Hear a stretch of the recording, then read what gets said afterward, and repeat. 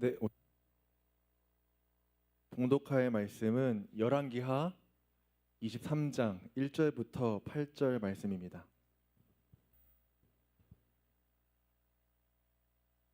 열왕기하 23장 1절부터 8절 말씀, 저희 다 함께 교독한 후에 8절은 합독하도록 하겠습니다. 왕이 보내 유다와 예루살렘의 모든 장로를 자기에게로 모으고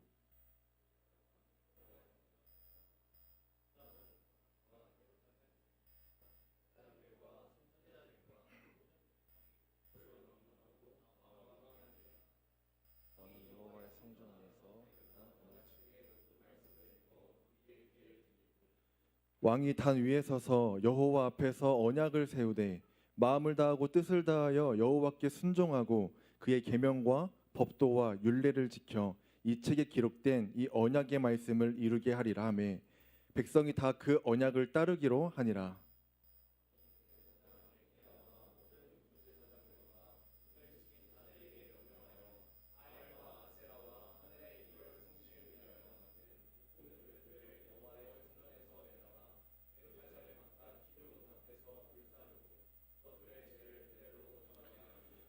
옛적에 유다 왕들이 세워서 유다 모든 성읍과 예루살렘 주위의 산당들에서 분향하며 우상을 섬기게 한 제사장들을 폐하며 또 바알과 해와 달과 별대와 하늘의 모든 별에게 분향하는 자들을 폐하고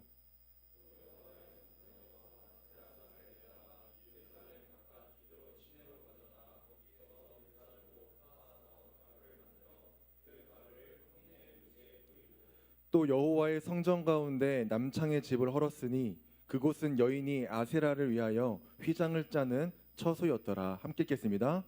또 유다 각 성읍에서 모든 제사장을 불러오고 또 제사장이 분향하던 산당을 게바에서부터 브엘세바까지 더럽게 하고 또 성문의 산당들을 헐어버렸으니 이 산당들은 그 성읍의 지도자 여호수아의 대문 어귀 곧 성문 왼쪽에 있었더라.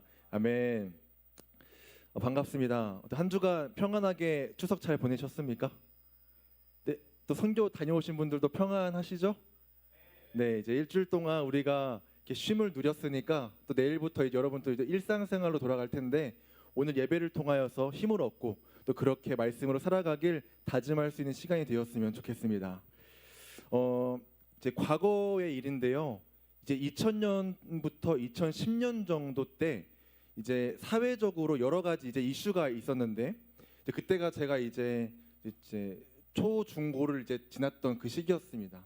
근데 그때 이제 가장 조금 이제 드러났던 어려움이 뭐였냐면 청소년들에게 꿈이 없다라는 것이 조금 크게 드러났었어요. 그래서 2002년에 뭐 꿈은 이루어진다. 혹시 아시나요? 네, 모르시나요? 네, 2002년 월드컵 때 꿈은 이루어진다 뭐 이런 말들 나오면서 이제 장래에 우리가 무엇을 하게 될 것인가라는 그 목적성이 뚜렷하지 않았던 청소년들이 굉장히 많았었습니다. 근데 그 중에서 이제 저 같은 경우는 어릴 때부터 명확하게 제가 하고 싶었던 꿈이 이제 유치원 때부터 있었어요. 뭐였냐면 바로 이제 목사님이 되는 게 제 어렸을 때부터 네, 꿈이었습니다. 떡잎부터 조금 제가 봐도 좀 많이 달랐던 것 같아요. 어릴 때는 근데 뭐 어떤 신앙적인 뭔가 움직임이나 그런 뭔가 하나님께 날 부르셨어 이런 것보다는 앞에서 설교하시는 그 목사님의 모습이 그냥 멋있어서 그냥 그런 꿈을 꾸었던 것 같아요.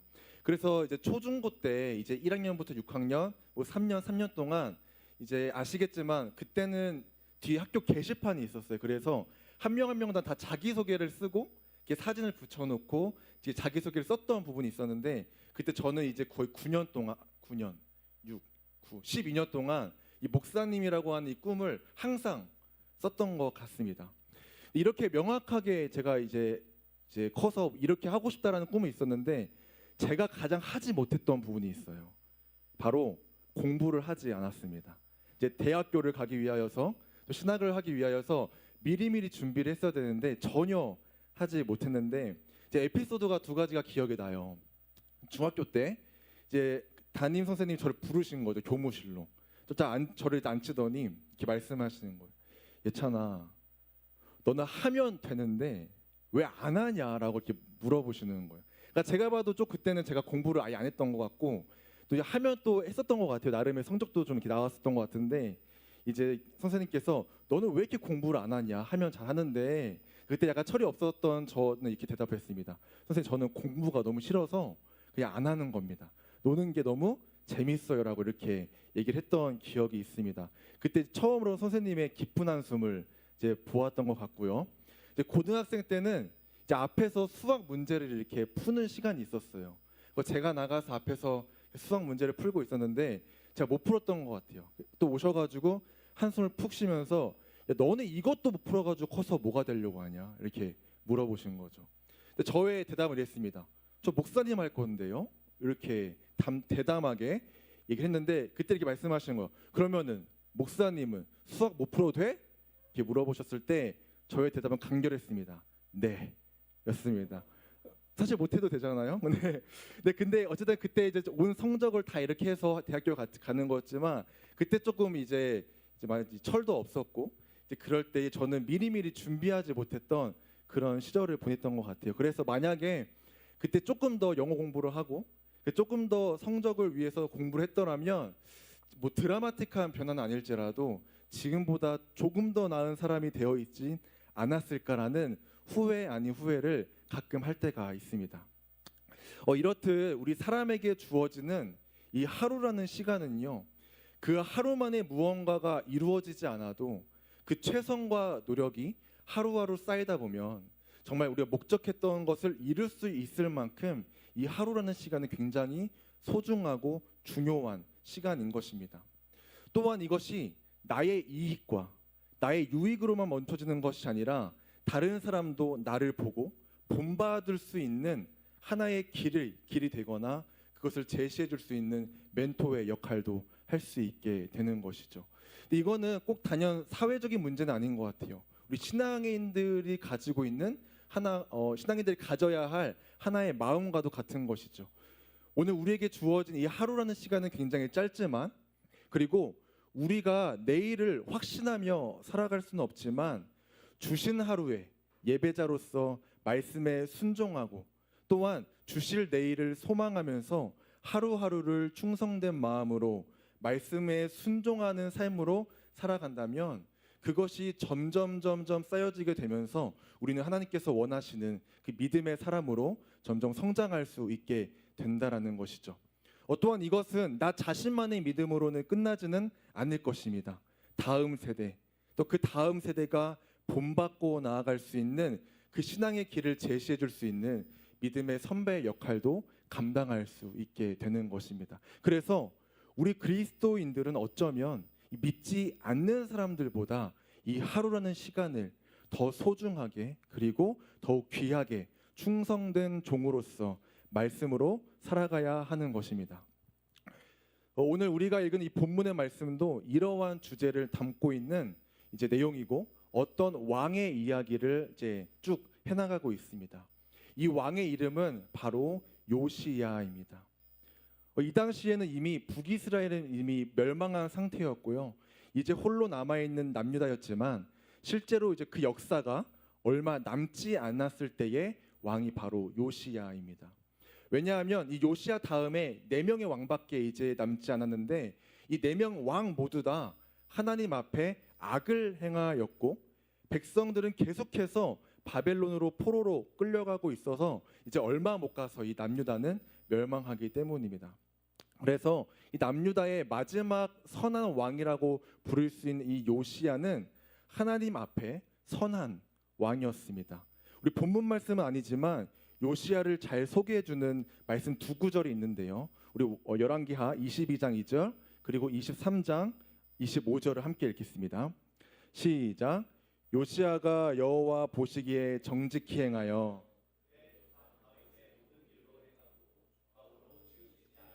자 25절입니다. 시작.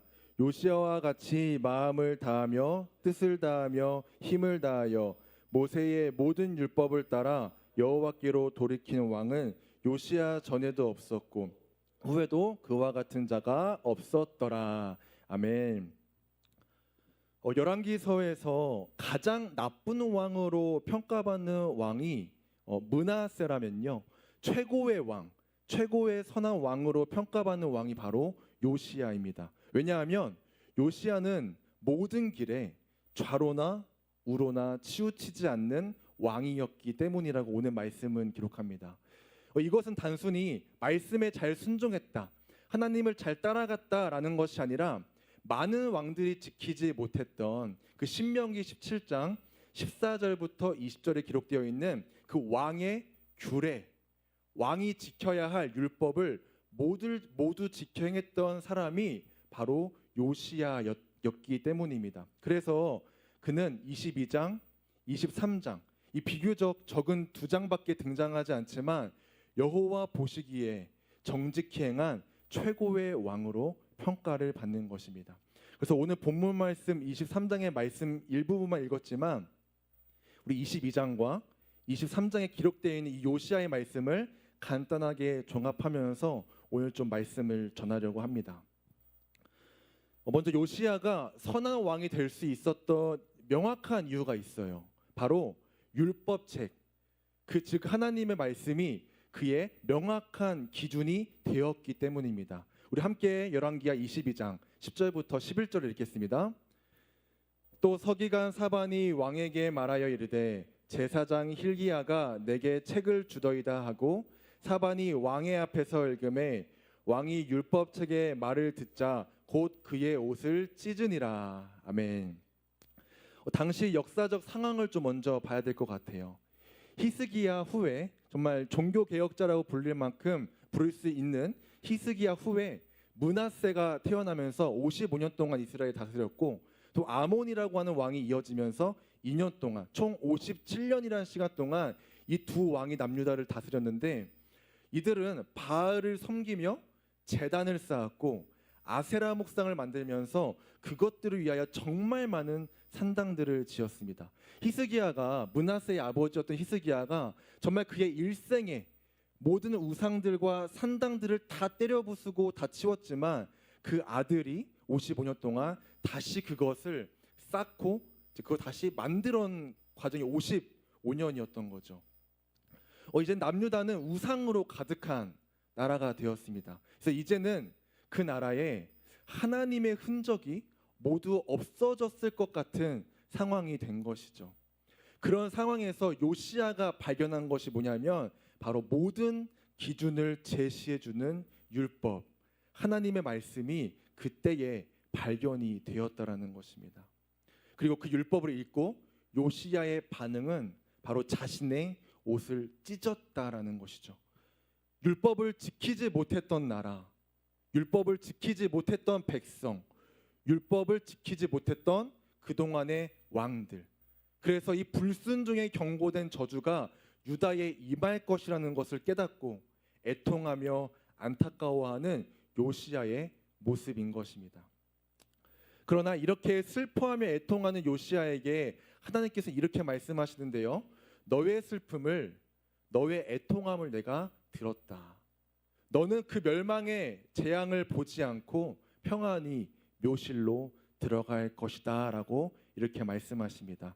우리 열왕기하 22장 20절의 말씀을 함께 읽겠습니다.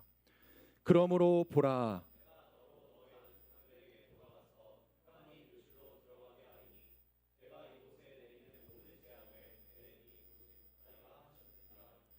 사자들이 왕에게 보고하니라. 아멘.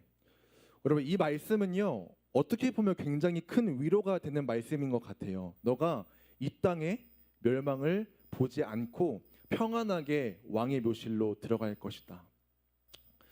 그런데 이제 성경을 쭉 읽어보면 이 역사 가운데 하나님께서 왕들에게 주셨던 위로와는 같은 위로는 아니었습니다. 선한 왕들에게 주셨던 하나님의 말씀은 대부분 내가 그 재앙을 취소해 주겠다, 내가 그 재앙을 밀어주겠다, 이런 식으로 그 나라 자체를 구원해 주시는데, 이제 이스라엘이라는 나라를 보존시켜 주셨지만 이번에는 이 나라는 멸망한다라는 거죠. 멸망하지만 너는 평안히 죽을 것이다 라고 말씀하신 것입니다. 이것으로 알 수 있는 것은 뭐냐면, 이제 남유다의 멸망은 더 이상 미루어 주시지 않는, 미루어질 수 없는 기정사실화가 되었다라는 것입니다. 남유다는 이제 사형 선고를 받는 그날을 기다리는 처지에 있던 국가가 되었다라는 것이죠. 사실 우리가 역사를 책으로 읽게 되면요, 그 나라의 멸망이 얼마나 고통스러웠는지는 사실 체감하기는 쉽지가 않습니다. 그러나 이 요시야의 평안히 죽을 것이다, 너가 평안히 왕의 묘실로 들어갈 것이다라고 하시는 이 하나님의 말씀을 통해서 이 남유다의 멸망이 얼마나 수치스럽고 얼마나 고통스러운지를 조금은 추측을 할 수가 있습니다. 요시야의 죽음은 평안히 죽을 것이라고 약속을 받지만 사실 그의 죽음을 가만히 보면 평안히 죽는 것 같아 보이지는 않아요. 왜냐하면 그는 아수르를 치러 올라가는 그 애굽의 왕 느고를 막다가 죽임을 당하기 때문입니다. 그러니까 전쟁터에서 죽임을 당하는 것이죠. 평안히 죽는다는 것은요, 잘 먹고 잘 살고 장수하여 죽는 것이 평안히 살다가 죽는 것이고, 반대로 타국의 왕에게 죽는 것은 가장 큰 수치와 부끄러운 죽음이었어요. 그러니까 이 양쪽의 대조가 명확하게 이렇게 이제 딱 대조를 이루고 있는 것이죠. 기준이 이루어지고 있는 것입니다. 그런데 만약에 이 기준이 이렇게 옮겨지게 되어서 평안히 죽는 것이 타국의 왕에게 죽임을 당하는 것이라면, 그것이 가장 평안하게 죽는 것이라면, 저 끝에 있는 이스라엘의 멸망은 얼마나 더 큰 수치이고 얼마나 더 큰 부끄러움이겠는가. 그러니까 이스라엘 멸망은 그저 패배한 이스라엘이 아니라 모든 것이 부서지고 깨지고 하나님의 그 처절한 심판과 응징을 당하는 이스라엘의 멸망인 것입니다.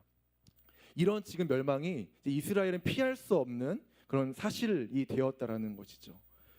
근데 이 확정되어 있는 이 멸망 앞에서도 그럼에도 하나님께 이 칭찬받았던 요시야는 자신에게 주어진 시간 동안 그저 평안히, 하나님께 약속하셨으니까 뭐 난 평안히 살아야지라는 그런 아니라는 생각으로 산 것이 아니라 충성으로 여전히 하나님을 섬기고 하나님 말씀에 순종하였던 왕이었다는 것입니다.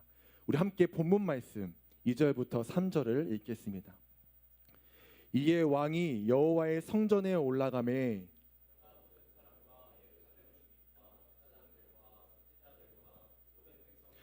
막론하고 다 왕과 함께한지라. 왕이 여호와의 성전 안에서 발견한 언약책의 모든 말씀을 읽어 왕이 단 위에 서서 여호와 앞에서 언약을 세우되 마음을 다하고 뜻을 다하여 여호와께 순종하고 그의 계명과 법도와 율례를 지켜 이 책에 기록된 이 언약의 말씀을 이루게 하리라 하며 백성이 다 그녀 언약을 따르기로 하니라. 아멘. 이제 이 율법 책의 발견과 많은 백성들에게 읽어주는 것으로 시작으로 이제 요시야의 개혁은 본격적으로 이제 시작이 됩니다. 요시야는 이제 거짓 신들을 위한 도구들, 아세라 목상들, 태양 수레, 베델에 세운 단 위에 둔 뼈들, 사람의 해골 등 이 거짓 신들, 우상들의 모든 것들을 다 흔적도 없이 다 싸그리 태워버립니다. 근데 이 작업은요, 단시간에 끝나는 작업이 아니었어요. 왜냐하면 아까 말씀드렸던 것처럼 이 모든 것들은 므낫세가 55년 동안 왕노릇하면서 세운 것들이었기 때문이었습니다. 특별히 이 우상의 모든 것을 불사를 때 이 산당이라는 장소를 없애는 것은 굉장히 큰 의미가 있었어요. 이 산당을 없애버린, 그러니까 이제 우상들을 태우는 것까지 했지만 이 산당까지 손대면서 없애버렸던 왕은 딱 2명이었습니다. 바로 히스기야와 오늘 본문에 기록되어 있는 요시야입니다. 다른 선한 왕들은 산당은 없애버리지 못했어요. 왜 그랬을까?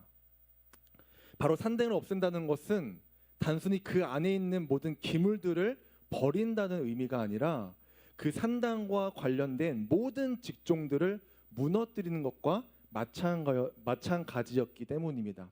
예를 들어서 물론 그런 일은 절대로 없겠지만 우리 전 세계적으로 교회가 없어졌다고 한번 가정을 해보겠습니다.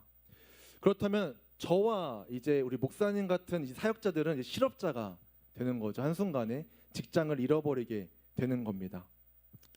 그뿐만 아니죠. 우리 교회와 연관된 사업들이 굉장히 많아요. 뭐 출판사도 있고요, 뭐 가수들도 있고, 뭐 방송사, 뭐 기독교 문화 관련 컨텐츠 등등 이 교회와 연관되어 있는 모든 사업들이 같이 무너지는 것이고 국민들이 직접적으로 피해를 입게 되는 것입니다.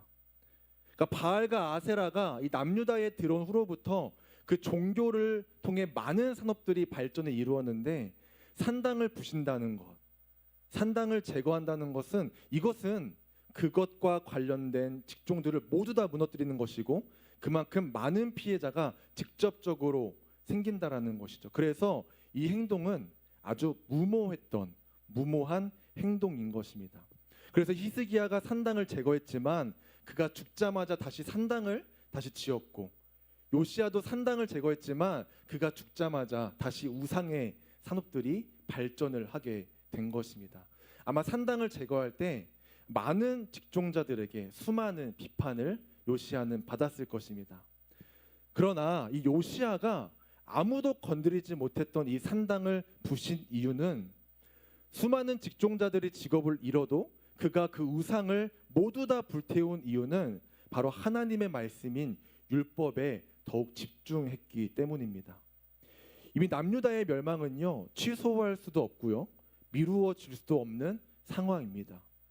근데 그는 그럼에도 이 율법을 지키기 위하여서, 그 왕의 규례를 지키기 위하여서 자신에게 주어진 시간 동안 하나님을 위해 그 모든 악한 것들을 제거하고 불태운 작업을 쉬지 않고 행한 것이죠. 이와 비슷한 성경의 인물들이 몇몇 더 있습니다. 대표적으로 모세와 다윗을 이야기하고 싶어요. 모세는 가나안 땅으로 백성들을 인도하였지만 정작 자신은 가나안 땅에 들어갈 수 없는 상황이었습니다. 이스라엘 백성들이 가나안 땅에 들어가고 싶은 마음을요, 다 합해도요, 모세 한 사람이 가나안 땅에 들어가고 싶은 마음만큼은 못 따라왔을 것 같아요. 그만큼 모세에게 있어서 이 가나안 땅은 꿈에 그리던 땅이고 가장 들어가고 싶었던 사람 중에 한 명이었지만 절대로 그는 들어갈 수가 없었습니다. 그러나 그리고 그 자신의 들어갈 수 없음을 알았을 때 그에게는 상실감도 있었을 것이고 굉장히 큰 마음의 아픔이 있었을 거예요.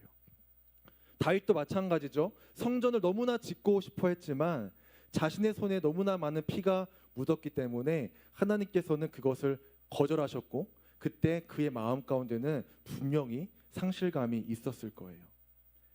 그럼에도 이 두 사람이 위대한 지도자이자 왕인 이유는 하나님께서 맡기신 일을 포기하지 않았다라는 것이죠. 모세는 자신이 들어갈 수 없더라도 자신의 생명이 다할 때까지 이스라엘 백성들을 이끌어가고 가나안 땅으로 인도해냈습니다. 아버지의 마음으로 하나님의 말씀을 전하는 것을 포기하지 않았습니다. 다윗 자신은 성전을 지을 수 없을지라도 그 다음 세대에게 솔로몬에게 짓게 하겠다고 하신 그 하나님의 약속을 신뢰하면서 성전에 필요한 모든 것들을 미리미리 다 준비를 하였죠. 이들의 공통점은 그들에게 주어진 시간 동안 하나님의 나라를 위하여서 충성된 종의 역할을 잘 감당했다라는 것입니다.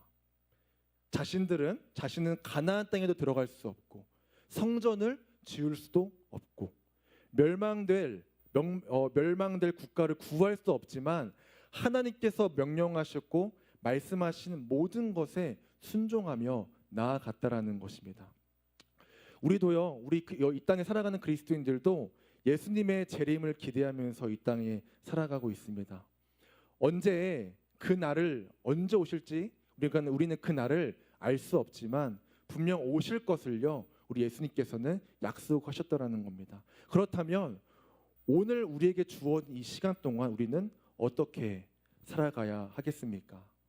말씀을 듣고 그 말씀을 읽으며 순종하면서 하나님께 충성된 이 종의 자세로 살아가야 하지 않겠습니까?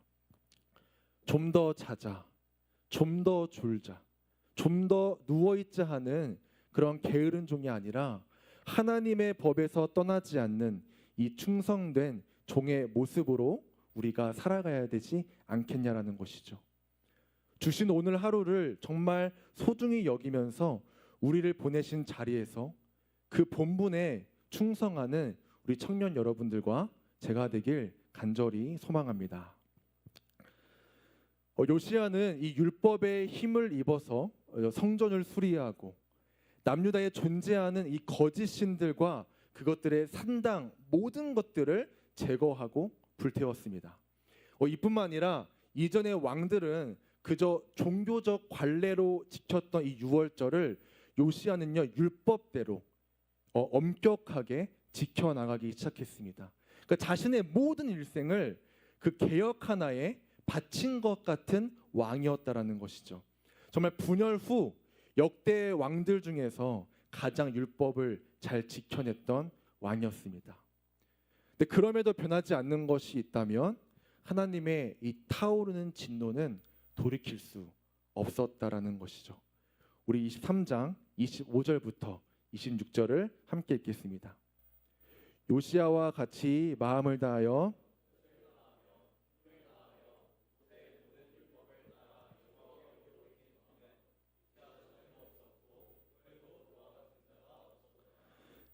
그러나 여호와께서 유다를 향하여 내리신 그 크게 타오르는 진노를 돌이키지 아니하였으니 이는 므낫세가 여호와를 경노하게 한 그 모든 경노 때문이라. 아멘. 므낫세가 여호와를 경노하게 하였던 그 악한 것들을 제거하는 중이었고 제거를 계속해서 하고 있음에도 하나님께서는 그 진노를 돌이키지 않으셨습니다. 여기서 그런 청년들에게 우리 질문을 하나 할게요. 어차피 망할 나라인 남유다였지만 왜 요시야는 계속해서 그 종교 개혁, 많은 우상들을 깨부수고 처리하는 일을 멈추지 않았을까요? 어차피 망할 나라였는데 왜 산당을 부시면서 많은 직종자들에게 비판받는 것을 감수했을까요? 돌이킬 수 없는 멸망이 있음에도 왜 요시야는 끝까지 그 일을 감행했을까요? 혹시나 하나님께서 그래도 우리 하나님을 사랑이시니까 이만큼이라도 돌이키실 수 있는 마음이 있지 않아서 그가 그렇게 모든 일생을 거기에 바쳤을까?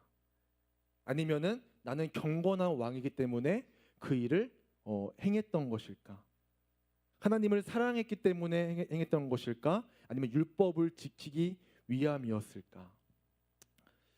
모두 맞는 답변일 수도 있을 것 같아요. 그러나 이 일을 하게 하심으로 더 큰 하나님의 숨겨진 계획, 당시의 사람들은 알지 못했지만 하나님은 준비하시고 예비하셨던 더 큰 계획이 있지 않았겠습니까?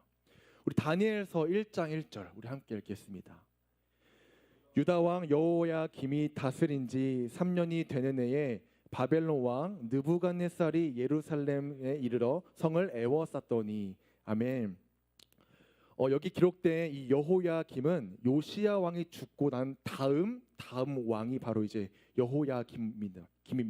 근데 그가 3년 때에 그가 왕 노릇을 한 지 3년이 되었을 때에 이제 우리 잘 알고 계시는 다니엘과 그 세 친구들이 바벨론의 포로로 끌려가게 됩니다. 그때가 BC 605년입니다. 그리고 요시야가 죽은 해가 609년입니다. 이 두 기간의 차이는 불과 4년밖에 차이가 나지 않아요. 여러분, 우상으로 가득했던 그 남유다에 어떻게 이 다니엘과 세 친구와 같은 그런 경건한 자들이 있었을까요? 온갖 우상이 가득했던 이 남유다에 어떻게 이런 경건한 자들이 있었겠느냐라는 것이죠.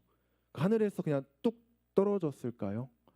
분명히 어떠한 계기가 있었을 거란 말이죠. 이 네 명이 포로로 끌려왔을 때가 10대 후반, 그러니까 한 17세에서 18세로 어느 정도 추정을 하고 있는데요. 이제 그 후로 이제 4년 전이면 지금 뭐 초등학교, 중학교 때 정도의 나이일 거라는 거죠. 비록 어린 시절에 다니엘과 세 친구들이었지만 그들이 남유다에 있을 때 하나님을 위하여 그 율법을 지켜내기 위하여 애쓰며 우상을 깨부쉈던 요시야의 그 모습을 목격하지 않았을까요? 요시야의 개혁은 비록 남유다의 멸망은 막을 수가 없었습니다. 그것은 하나님의 말씀대로 이미 정해져 있던 것입니다. 막을 수 없었습니다. 그러나 다시 회복될 이스라엘을 위하여 다니엘과 새 친구들과 같은 그런 경건한 자들을 하나님께서 준비시키신 작업이었고 하나님의 다음 계획이셨던 것입니다. 그래서 현실적으로는 이 요시야의 개혁은 정말 아무 의미 없는 것 같이 보여요. 그냥 요즘 말로 말하면 그냥 개고생, 헛수고와 같은 것처럼 보인다라는 것이죠. 그러나 하나님께 그 율법을 순종함으로 그것을 통하여 거룩한 다음 세대, 경건한 자들을 일으켜 세우신다라는 것입니다. 오늘날은 여러분 어떨까요? 많은 이제 그리스도인들이 교회를 향해서 이렇게 말합니다. 이제는 안 돼. 아이들도 적어지고 이제는 어려울 거야. 전도도 어려울 거야. 다음 세대는 더 어려울 거야. 교회는 더 어려워질 거야.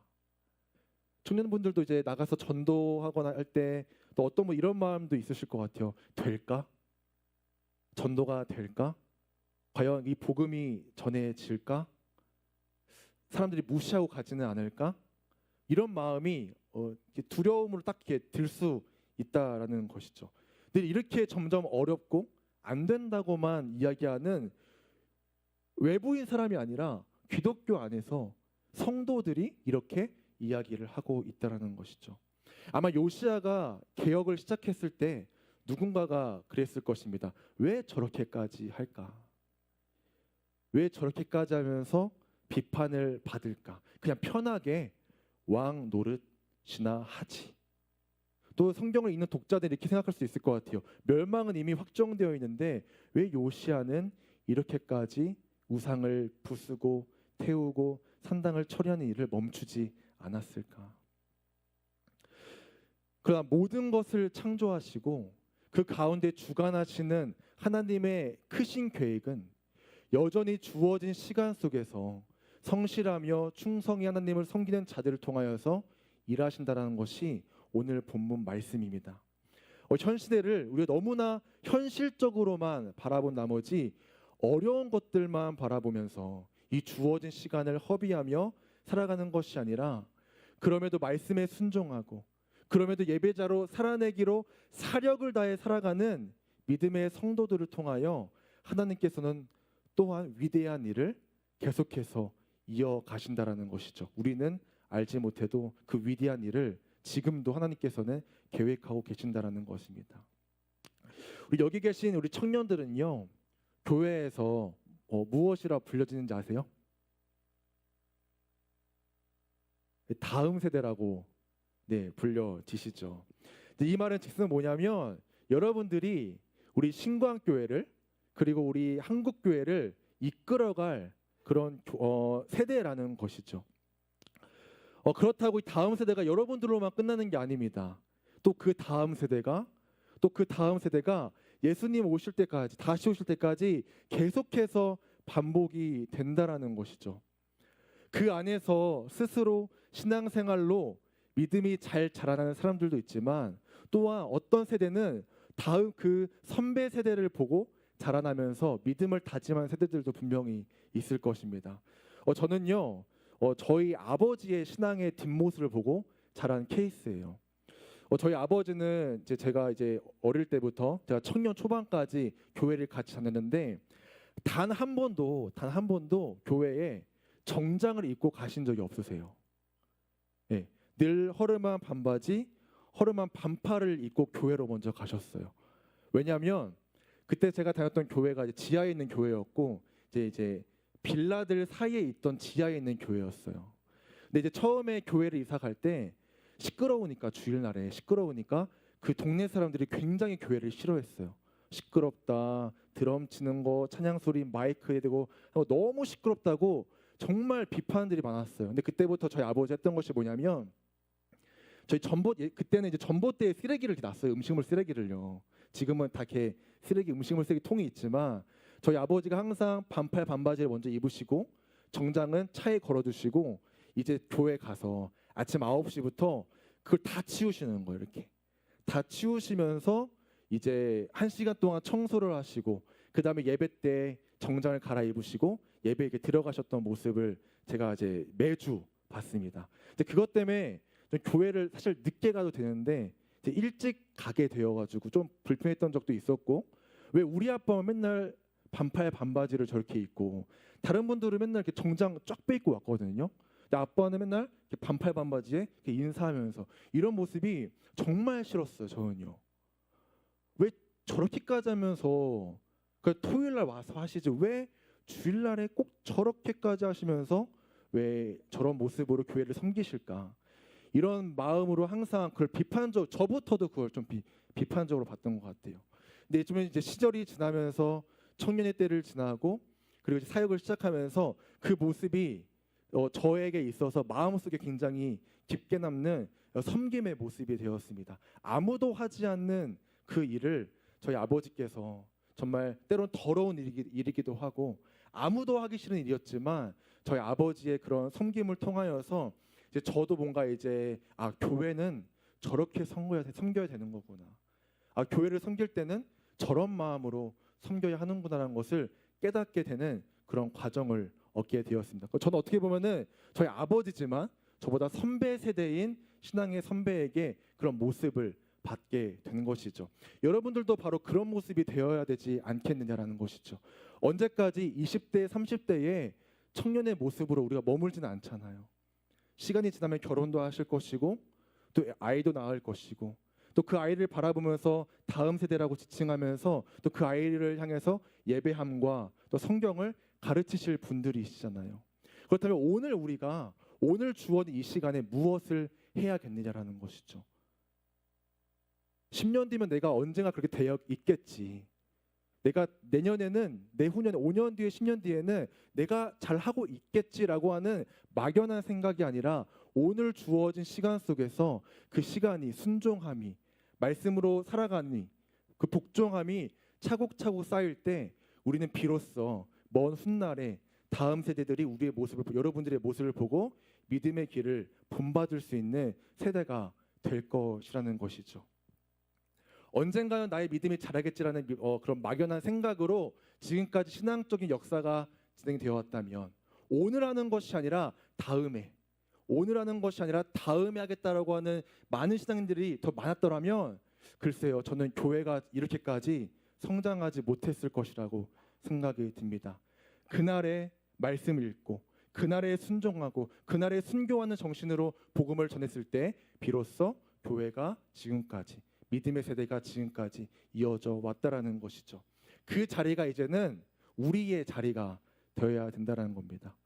여러분들의 자리가 되어야 되는 것이고 여러분들이 모습이 여러분들의 더 어린 아이들의 모습으로 본받고 자라게 되는 그런 세대가 되어야 한다라는 것이죠. 막연한 다음 세대를 위하여서 그냥 우리 잘하게 해주세요, 예배 잘 드리게 해주세요 기도하는 것이 아니라 내가 오늘